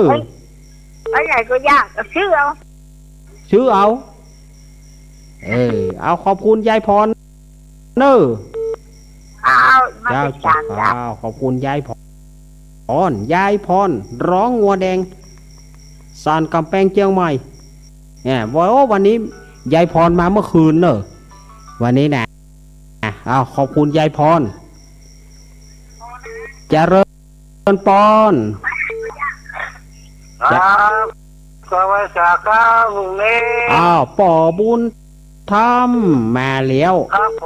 ม ว่าได้ป่อบุญธรรมวันนี้ก็ได้ฟังนั่นนะครับปีใหม่ครับก็เขาจะใจเห็นเดียวนี้เนาะครับผมได้ยินเขาเกิดนี่แหละเนี่ยเขาก็หูกับสังขารล่องเนาะครับเนี่ยก็เอามาแบเบอร์เอามาฮือกันฟังเนาะป่อบุญธรรมเนาะครับฝนตกก็วันนี้ตกย่างเอาเต้าตะกี้เนี่ยหายไปตะกี้นี่หายไปตะกี้เนาะได้กลับไปกำลังใจป่อบุญธรรมเนอะผมก็เป็นกำลังใจเนอะครับการพนันถึงดีเนาะนานเนาะการพนันถึงว่าดีเนี่ยมีอย่างก็ได้ขายมดเม็ดแต่ติดินเพราะเราเห็นงานขาดอารมณ์ของมัน ก็ครูชุลพลออกให้น้อยเนาะบ่ได้เอามาสักกำว่าจะเอาธาตุอารมณ์มาบ่ได้เอามาสักกเนาะมันเข้ากับจังหวะนี่เนาะเข้าจังหวะการพนันเนี่ยเนาะครับขอบคุณป่อบุญธรรมเนอะครับผมป่อบุญธรรมป่อบุญธรรมสังคำฟันบ้านปงหนองเวียงป่าเป้าเจียงไฮ้ขอบคุณป่อบุญธรรมเจริญปอนจากทางใดแม่จากวันกินแม่เจนจิราจ้าแม่เจนจิราวังปีนเมืองบ้านปีนอำเภอดอกคำใต้จังหวัดพะเยาเจ้าโอ้มันจังคารลองก็ได้หูเห็นลุงเน้นมานี่เนาะครับเนี่ยสังขารลองเขาก็บ่ฮู้เจ้าถ้าสังเกตพอเนาะน่ากะฟังแล้วจะสังเกตพอฟังแล้วสังเกตพอเมื่อคืนลองพอเนอะมันจะลองไปนี่ขบใจอย่างคนเท่าจุนะคนเท่าจังจุเฮาแต่ก่อนพอเนอะแม่ยังเคยไปพอเลยพอเนอะมันตึงจะแหบขี้โคกายมันแหบขี้โคกายฮะน่ะจะเอาหยังจะเอาหยังเจ้าปลาหมึกปลาบ้วงปลาทูมันตึงแหบมาหั่นน่ะขอกระมันหั่นอีอ่ะเจ้าว่าจีแต่ลูกมันตึงแหบกายมาหั่นน่ะขอกระมันฮะโอ้จุแต่จุว่านะเขารับไปแหน่หังรับไปลูกแหน่เขาตึงเอานี่ลูกเนาะครับคนเท่ามันจังจุเนาะน่ากะคนเท่าจุเนี่ยโดนบักขาดแหละเจ้าปีเล่าเนาะนั่นเนาะปีได้ก็เป็นปีไปนั่งไปนั่งพ่อสังขารนะนั่งพ่อรับไปหน่วยเดียวหาหน้าเนี่ยมันก็หับไปเนี่ย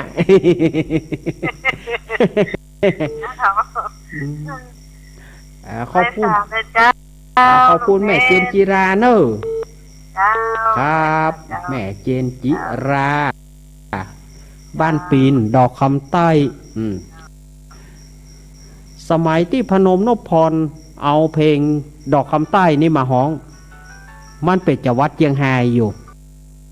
เดี๋ยวนี้บ้านดอกคำใต้จังหวัดเจียงไฮ้เจริญก้าวหน้าเนี่ย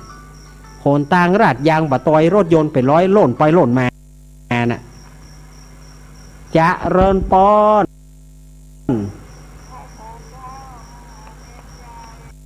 โอ้แม่อุ้ยอิน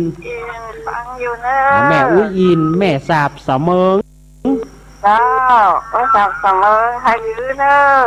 ะไทยลื้อมาแล้วอุ้ยอินฟังเสียงแจ้วฟังเสียงม่อนฮันนะม่อนเดี๋ยว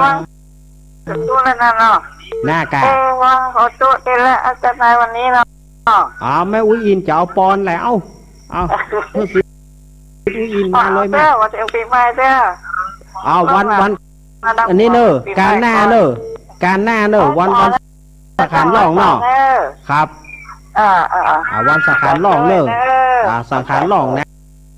คือปอนนะครับขอบคุณอุ้ยอินเนอะมันเวลามันกระชั้นชิดเนาะเจริญปอนแม่กองแรงแม่กองแรง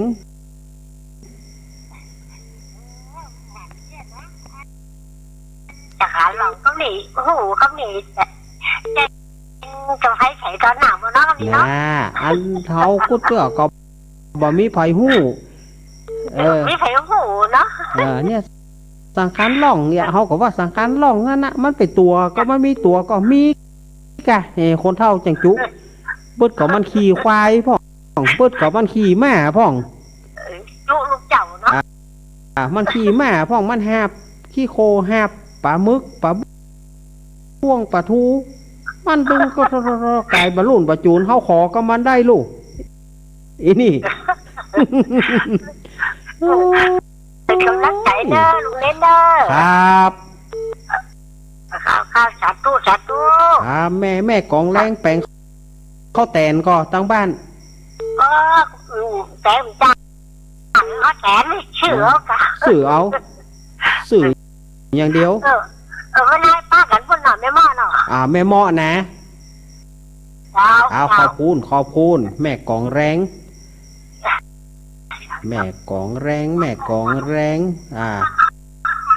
ห้วยน้ำเย็น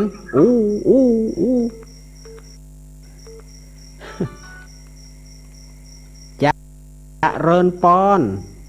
เจ้าแต่ไว้สาเจ้าเน้นมาแล้วแม่สุเกี้ยวมือโปรนี่นะฟังอยู่เด้อเข้าใจดีเด้อฟังอยู่เนาะเจ้าฟังฝนโตเกี่ยววันนี้วันข้าวเนาะกันหนาวครับเดี๋ยวนี้มีอยู่ก่อบ้านเฮาเอื้อนมาละเอื้อนแล้วเนาะครับฟังอยู่เด้อติดตามเน้นอยู่เด้อเจ้าครับสาธุเจ้าแม่สุเกี้ยวตะกี้ก็โทรเข้าหาท่านพระครูท่านพระครูณัฐพงศ์ตะกี้แม่สุเกี้ยวสอนศรีนุสรเนี่ยเจริญปอนไว้สาเจ้าอันนี้ไหนแม่รุ่งแจ้งแสงทองกะมาเรียกแม่รุ่งแจ้งแสงทองคนเท่าแต่คนจุแต่จุว่าเนาะจุนะเจ้าลูกเจ้าอีแล้วพอจังหารขี่ไปอยู่ปืนเก้ามาเขียแก้วไปอยู่เก้าบ่เขือแจ้วอันยาหูเฮ้ออนไปอยู่ปืนเก้าเขียแก้พอจังหารหลอกสังขารไม่หลอกมาซื้อเนี่ยแล้วประตูหัวมีเนี่ยจะมาดูตัวเจ้าอันคนเท่าจุแต่จุว่าแปลว่าตั้งพะเยาก็มีการจุเหมือนกันกะนี่จ้าเขาอยู่แท้ตอนตัวจังหารนี่ก็ได้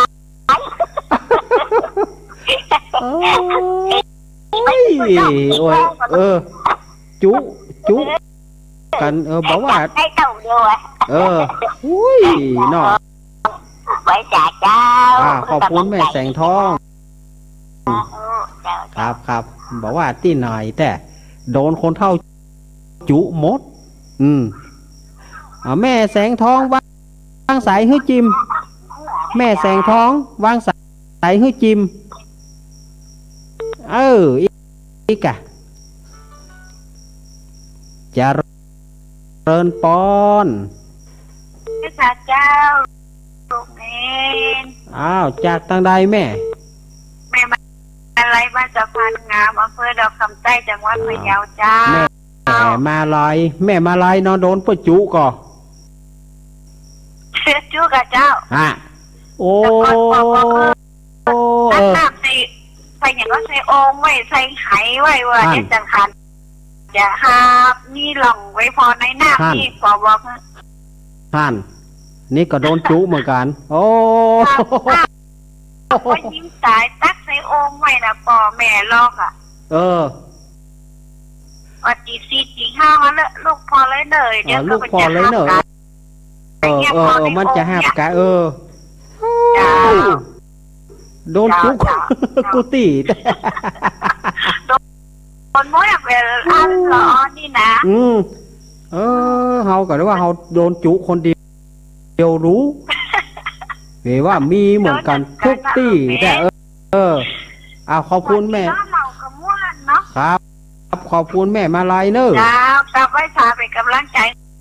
ให้ลุงเงินนะครับขอบคุณอันความจุนี่ก็คนเท่าเฮานี่ก็ กระจุเต้นะแต่เพียวในเพียวเบาพะเจ้าก็โดนเจริญปอนอ้าวจากตั้งได้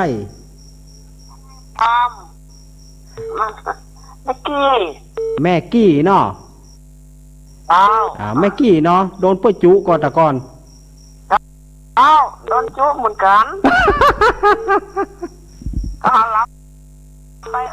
สูเมารับนะกะสูเมารับนะกะไปปุ้นเลี้ยวไอ้นี่ไม่เป็นไรไปเลี้ยวแต่นะ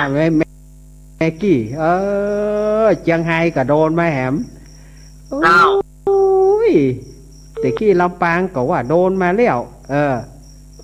นี่ยังเป้าก็โดนมายังเป้าก็โดนแหมแล้วพะเยาโดนนัก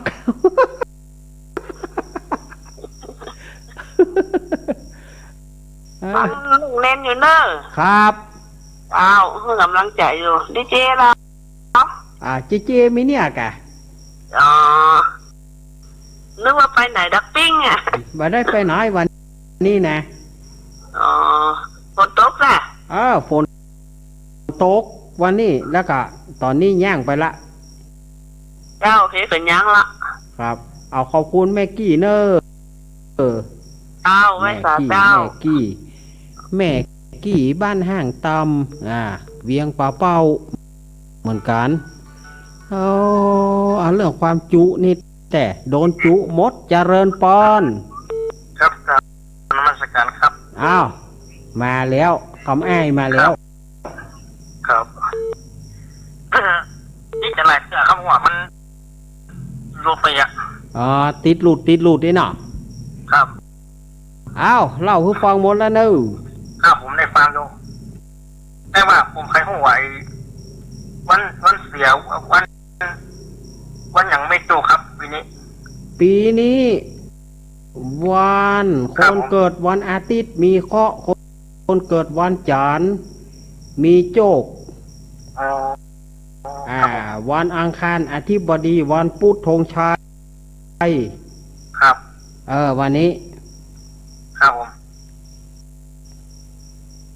ชัดเจนดีครับผมฟังได้มาเป็นนะครับฟังโดยหมอกเรดิโอเนาะครับขอบคุณครับ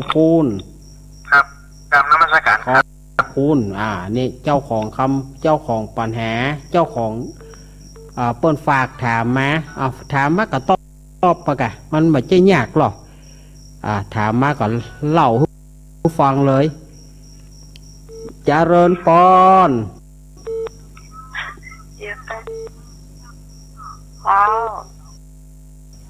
ยมปีกะจ้า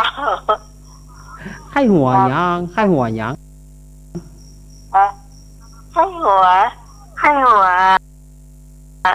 ยพรตะกี้ละไข้หัวยายพรเจ้ายายพรนี่ก็สุดยอดเหมือนกันเนอะก็โทรศัพท์นี่นะถ้าอย่างตั้งสายด่วนเอาไว้ถ้าอย่างหลานตั้งสายด่วนเอาไว้ก็ถาตู้ยองกาก็ถาท่านพระครูไก่เก่งขนาดไหนล่ะเน็ตนะยายพรนะแต่ว่าออกตัวจ้านานออกตัวขนาดเราขึ้นไหวก่อนเนี่ยก็เดี๋ยวเผื่อติดแล้วปัวก็จะนมัสการนี่นะเพราะเราบอกออกง่ายๆไหว้สาเจ้าว่าถ้าก็แบบก็จะออกมานี่นะแบบจ้าตะกี้ได้ยินนั้นเนนบอกว่าเนี่ยเพลงเป็นเพลงปิดรายการของปีดเลยเนาะปิดกระจายเพลงนี้ปิดรายการเนาะแม่นจ้ะหน้าการเพราะว่าครูการเพิ่นบอกว่าสมัยนั้นบอกว่าเพิ่นนี่บ่มีเพลงปิดก็เลยแต่งให้รังสีก็เอาไปเล่นลองปิดก็น่าก็มีคนไหนก็ชอบคำวอนก่อนลาเนี่ยไปตัดปิดชอบจ้ะชอบแล้วก็บางทีปิดกับห้องไปตัวถ้าอารมณ์ ดีๆกับห้องไปตัวถ้าใครรับหรือแห้งกับห้องสกรรมนี่นะก็ถามที่เราอยู่เปิดตลอดถ้าปิดรายการเนาะครับพอมันปิดรายการอ่านรายการเนาะครับก็จะมีเพลงเจเจที่พี่ชอบอยู่เพลงที่2เพลงเจเจของงั้นลุงกุศลนั่นนะของลุงกุศลกมลสิงห์ของลุงกุศลลุงกุศลกมลสิงห์นะเพิ่นได้ห้องเอาไว้เนาะม่วนนะม่วนขนาดเลยม่วนเพลงที่2นี่เนาะเพลงที่2ครับแม่นะเพลงของลุงกุศลมีเวลาเนี่ยนะจะอย่าฟังเพลงเนี่ยชอบขนาดเลยครับสวัสดีเจเจไปเนาะสวัสดีเจ้าไม่ไปสมัยรับประกันเจ้าครับวันนั้นเดี๋ยวฝากไม่เตาเจ้าวันที่30ก็ได้เจ้าครับนี่ได้ฝากไปเนอขมูลไปเด้อขอบคุณโยมปี่โยมปี่พิสมัยสุริโยดรนะปี่พิสมัยวิไรศักดิ์มาแล้วเนอเจริญปอน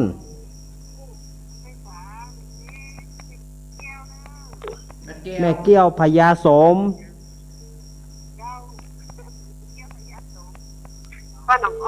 หนองอ้อโป่งผาแม่สายเจียงไฮ้แม่เกี้ยวว่าจะได้แม่เกี้ยวโดนจุก่อนแม่เกี้ยวโดนจุก่อนเป็นละออนกันด้วยเหมือนกันหมดอะค่ะยุแผ่วอันต่อไม่เศร้าสิเดือนกูน่ะเดินแจงต่อไม่เศร้าเขาสิ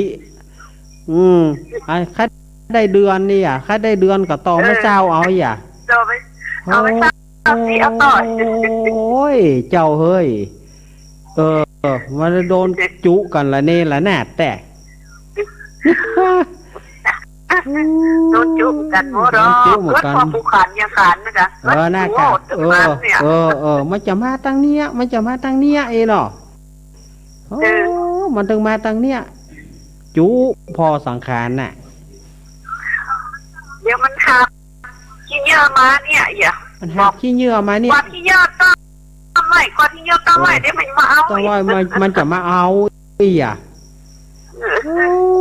แต่กะเอาขอบคุณแม่เกี้ยวเนอเจ้าฟังชัดเจนดีเนอแม่เกี้ยวพญาสมหนองอ้อกำลังใจเนอครับเจ้าขอบคุณเนอขอบคุณแม่เกี้ยวเนอแม่เกี้ยวพญาสมเนี่ยแม่เกี้ยววางสายให้จิมแม่เกี้ยววางสายให้จิมเจ้าไอ้อย่างได้ประเด็นนี้เจ้าอันใดประเด็นนี้อีกะหวายเจ้าอันใดประเด็นนี้เจริญปอนจากได้จากเจ้าลูกแม่สีทอนเจ้าแม่สีทอน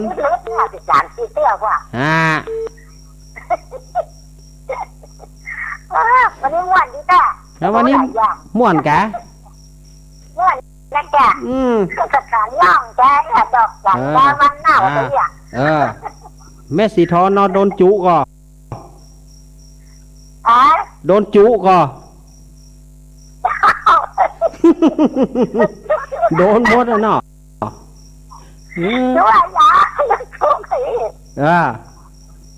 มันต้องอย่ามาซื้อเนี่ยมันต้องจะแหบมาซื้อเนี่ยโอ้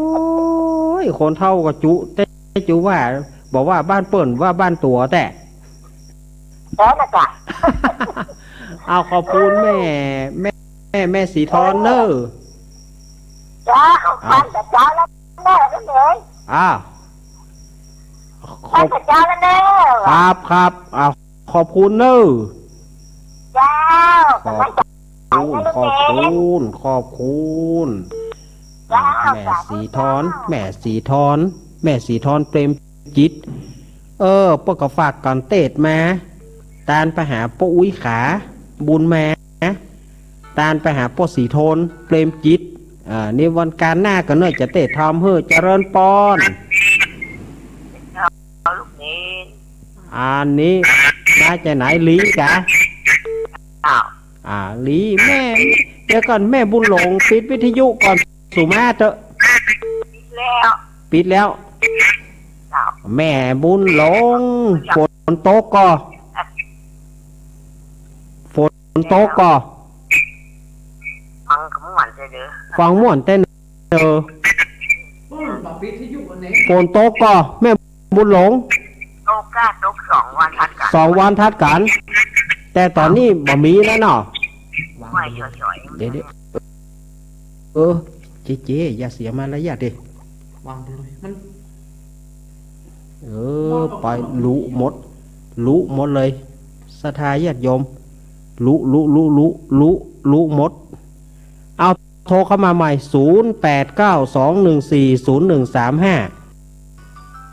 0892140135เจริญปอน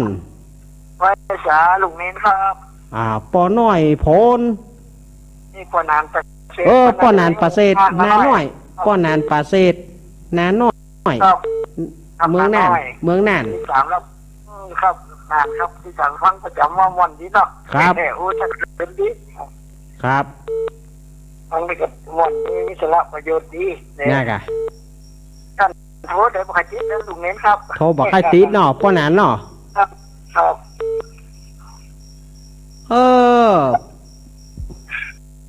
ฝนตกครับนี้ครับตกกะแต่ตอนนี้มันย่างไปละมันเอื้อนไปละจะตกมุดยังบุญธรรมะเลยครับเลยเนาะขอบคุณป้อนานเนอะกำลังใจลุงเน้นเลยเป็นดีเย็นเป็นชุกอันยังมันยาวกันเลยครับวันอังคารหน้าเนอะการหน้าปอนมาเนอะ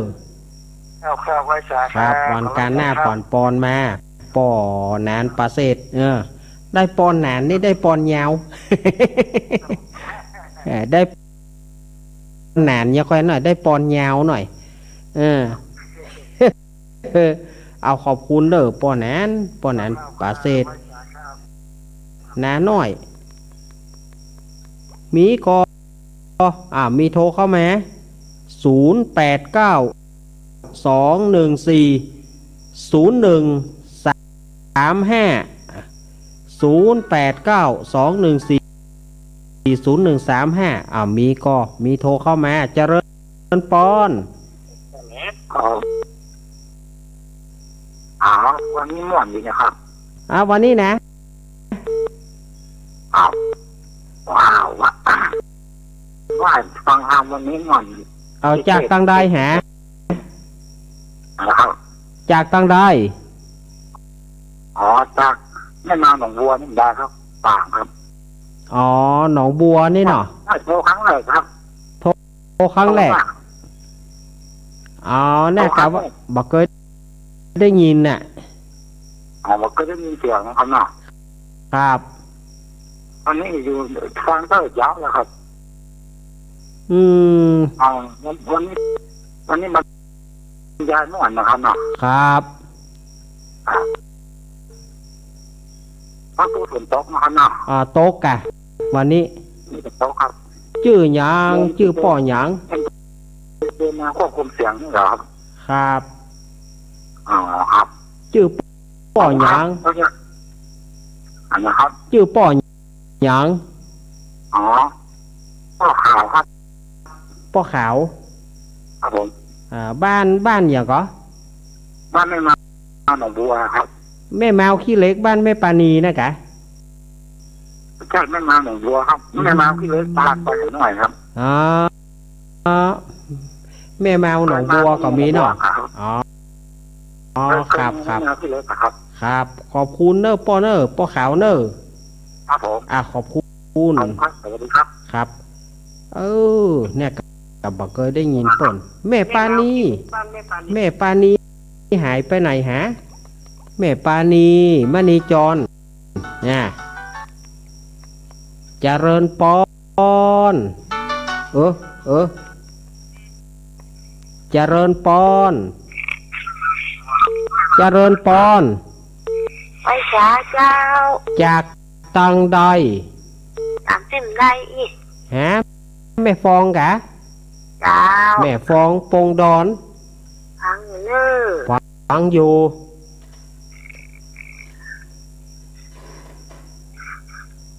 หนาวเนาะโดนปนจุโดนปนจุหมดอ่ะแจ้โฮมเนาะแจ้โฮมโดนก่อโดนกะโดนหลอกแม่นั่นนี่โดนจุหมดบอกว่าที่ไหนแต่บอกว่าที่ไหนแต่ยิ่งปุจขานนี่ว่าเขาชุบป่งกับคนไหนครับน่ากะโดนจุกันหมดครับโดนจุกันหมดขอบคุณแม่ฟองแม่จันฟองปงดอนครับ30เจอกันแม่จันฟองบ้านปงดอนแจ่โฮมลำปางคอทำสัก2 สายเนื้อโยมเพราะว่าอาตมาจะได้ตอบปัญหาของโยมตัวเนาะเจริญปอนต่อเจ้าผมบอกได้ยินชัดเจนนะเจ้าบอกได้ยินชัดเจนสักน้อยชั่วๆเซ่ตอนแรกได้ยินจัดดีอะเจ้าอันนี้บ้านไหนที่แม่อยู่บ้านหลวงแม่ท่าลำปางเว้ยเจ้าตำบลหนองหัวเจ้าบ้านหลวงแม่ท่าลำปางไงเนาะเจ้ามันได้ยินทีนี่เนาะเจ้าได้ยินจัดมันบอกได้ยินทีแล้วจัดมนแต่เข้าใจจัดดีอะเจ้ามันเป็นเพราะอากาศเนอะแม่เนอะเจ้าแม่ได้ยินได้อู้กับสามนี้ข้าท่านพ่ออู้ถึงทุกคนทุกองถึงสวงใจถูกม่วนอกม่วนใจเนาะเจ้าแม่ถึงวันนี้แม่เอาวิทยุได้เป็นอีตั้งนี่แม่อยู่คนเดียวอยู่คนเดียวปัจจัยตึง2ขอบคุณแม่เนอะขอแถมสาย1เนอะญาติโยมขอแถมสาย1เพราะอาตมาจะได้ตอบปัญหาให้โยมเนาะเจริญปอนไอ้สายเจ้าถ้าจะเน้นรักแม่พลอยถ้าจะเน้นรักเพื่อฟังก็โดนจุเหมือนกันนะโดนหมด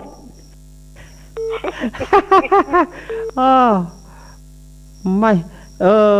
คำโกหกปกหลมนี่มันนึงบอกว่าที่ไหนแต่โดนจุหมดคนเข้าจุละอ่อนเพื่อฟังกับตัวดีเหมือนกันนะคนเท่าขี้จุแน่แม่นมันเริ่มบอกว่าที่ไหนเนาะว่าที่ไหนขอบคุณแม่พลอยเนอะสวัสดีน้องเจตอนเนอะน้องเจครับขอบคุณแอบพลอยแม่พลอยอาตมาขอพักสายเพราะว่าจะต้อง ได้บอกกับญาติโยมพอดีโยมเปิ้นถามมาโยมเปิ้นถามว่ากถากรลมหลวงท่านอาจารย์ก็บอกไปหลายเตือนแล้วเนอะก็ให้แม่ตั้งสตินะถ้าหันขลึงแล้วหันแดงดำแดงให้แม่ตั้งสติจะไปรอให้มันมาถ้ามันมานี่แม่จะเป็นขี้เป็นเหี่ยวแม่จะเป็นปวงเฮาหันมันสีจะบ่เป็นท่าแล้วบอกขจายก้างกาไว้ก็ให้ตั้งนะโม3 จบแล้วก็บริกรรมว่าโอมจ้างดำกินข้าวเปลือกโอมจ้างเผือกกินข้าวสารโอมจ้างดำกินข้าวเปลือกโอมจ้างเผือกกินข้าวสารแล้วก็เอาหะไป4 ทิศขว้างไป4 ทิศก็คือว่าบ่ฮื้อลมหลวงได้มาตังเฮาแม่กึดอันยังบ่ได้แม่เอากระถาจบทำมันเนอะ แม่กึดใจบ่ได้แม่เอาคาถาจบทำโอมเสด็จโอมเสด็จโอมเสด็จคาถาอย่ากระจ้างเถอะแม่มาถ้าไปซ้อหาบทยาวก้างขอมคอกาแก้นเข้าก็บ่ต้องไปหาบทยาวเอาคาถาจบทำหั่นโอมเสด็จโอมเสด็จอันเนี้ยแม่จะได้ดีกว่า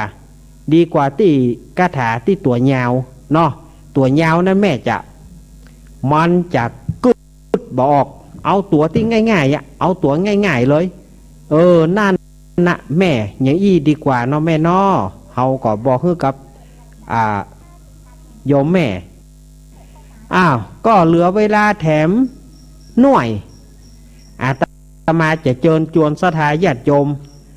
ไปร่วมกองบุญกองกุศลในการรดน้ำดำหัวก็คือว่าวัดสถาบันธรรมาภิวัตรศพเตินอำเภอแม่เมาะจังหวัดลำปางปีนี้เขาจะไปดำหัวกันที่ปูนผายจะไปก็น้อมเจริญเจริญปอนเนออาตมาก็จะไปเหมือนกันว่าวันที่30นี่นะอาตมาอาจจะไปร่วงหน้าก่อนกะว่าอย่างใดเนี่ยอาตมาก็ดูอิ่มแหมกำหนึ่งอาตมาก็ว่าจะฟันธงไปว่าเขาจะไปวันนั้นน่ะมันก็บ่ได้ถ้าเขาบาติดเนี่ยเขาจะไปแต่ว่าอันไปนี่ไปแน่30นี่อย่างใดก็ต้องไป30แต่ว่าเขาจะไปล่วงหน้าหรือไม่เนี่ยก็ก้อยว่ากำล่วงหน้าเนี่ยก่อนดูจุ้ยเด้ออย่าไปขู่กับอันนะจะไปขู่กับอันนะมันว่าม่วนนะขู่กันนี่นะศรัทธาญาติโยมว่าปีใหม่นี้ศรัทธาญาติโยมเอี่ยวม่วนตาลม่วนทำบุญม่วนญาติโยมสาดน้ำกันแหงปะแป้งหน้าตาบ่ใจเจ้าล้านนาเนอการเล่นปีนี้เปิ้นเกาะมันก็ดีไปอย่างหนึ่งอาตมาว่าเปิ้นบ่ฮื้อเล่นน้ำเล่นหนองมันก็ดีไปอย่างคือมันปลอดภัยกับละอ่อนนะศรัทธาญาติโยมอาตมาว่ามันปลอดภัยกับละอ่อนเนี่ยบางทีรถกายังกาเขาบ่สนใจแล้วลูกก็จะหดน้ำแล้วก็อันตรายแล้วส่วนรถก็บ่พอละอ่อนกูมาเนี่ยมึงบ่ลีกกมึงเหลียวอย่างเนี้ยฉะนั้นเปิ้นบ่มีการสาดน้ำอาตมาว่าดีเหมือนกันแต่อนุรักษ์ไว้ว่าลดน้ำดำหัวกันพอเป็นพิธีอาตมาว่าพอดีบ่ต้องไปไล่หดน้ำกันกลางๆเก่งๆมันเปี้ยบางทีในวัดในวาเปี้ยน้ำกันบางทีโทรศัพท์อย่างเปิ้นอยู่ในถุงผ้าอยู่ในอย่างเสียก็ต้องบ่มีไผรับผิดชอบเปิ้นบ่มีการสาดน้ำมีอาตมาว่าดีเหมือนกันนะ อาตมาว่าดีเหมือนกันนะดีมากทีเดียวนะจะบอกว่าไผจะคิดเหมือนอาตมาคิดบ่คิดหมูแต่อาตมาว่าดีทีเดียวนะว่าเปิ้นมีการบ่ฮื้อเล่นน้ำนี่นะ มันปลอดภัยหลายอย่างลดการอย่างกาก็บ่ได้มีอุบัติเหตุตามกู้ปีนี่อุบัติเหตุก็กับน้ำนั่นนะกับน้ำนั่นนะหดน้ำพ่องละอ่อนหล่นตัดหน้าพ่องบางทีเอาน้ำเอาบ่แปะขว้างไปตึงถังนะติดกระจกรถเปิ้นเสียตัวอย่างมีหลายละเนาะอันนี้อาตมาแจ้งกับศรัทธาญาติโยมเวลาหมดแล้วศรัทธาญาติโยมอาตมาจะได้นำเอารายการอำลาจากศรัทธาญาติโยมไปก่อนเอาไว้อังการหน้ากล้วยมาปะกันใหม่วันนี้จกดีมีใจจงเป็นของศรัทธาญาติโยมเนอจัตตารโรธรรมาวัฏันติอายุวโนสุขังพลัง